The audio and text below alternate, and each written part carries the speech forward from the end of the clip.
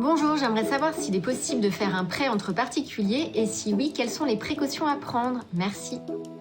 Prêter de l'argent à un ami ou un membre de sa famille, c'est tout à fait possible et c'est même assez fréquent.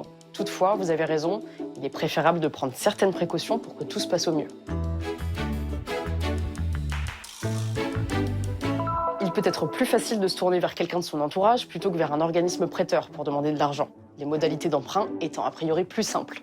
En effet, il n'y a pas par exemple de recherche de solvabilité. Mais que vous soyez prêteur ou emprunteur, cela ne doit pas vous empêcher de faire les choses en bonne et due forme, à commencer par la rédaction d'un écrit. Vous avez raison car l'écrit constitue une preuve. L'écrit doit préciser s'il s'agit d'un prêt remboursable et indiquer une date. Il doit également préciser l'identité des parties, le montant, la durée, les modalités de remboursement et éventuellement le taux d'intérêt s'il y en a un. Pour ce qui est de la reconnaissance de dette, elle doit toujours comporter le montant en chiffres et en lettres écrits de la main de l'emprunteur. Ensuite, si le prêt est supérieur à 1 500 €, mieux vaut opter pour un acte chez un notaire. En effet, l'acte notarié rédigé en présence des parties a une très forte valeur probante. C'est un acte authentique. Cela signifie qu'il ne peut pas être remis en cause.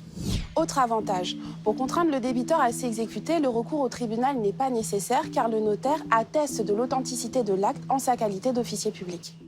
Après rédaction de l'acte, le notaire remet au créancier ce que l'on appelle une copie exécutoire de la reconnaissance de dette. Si le remboursement n'est pas effectué au terme convenu, le prêteur peut ainsi contraindre, via huissier, le débiteur à s'exécuter. Enfin, à défaut de solliciter un notaire, sachez que vous avez une solution intermédiaire. Recourir à un avocat afin qu'il contresigne la reconnaissance de dette signée par l'emprunteur. Ainsi, votre acte aura une force probante renforcée. Voilà, vous savez tout, ou presque tout. À très vite pour un nouveau Consomag. Et pour toutes les informations, retrouvez-nous sur inc-conso.fr.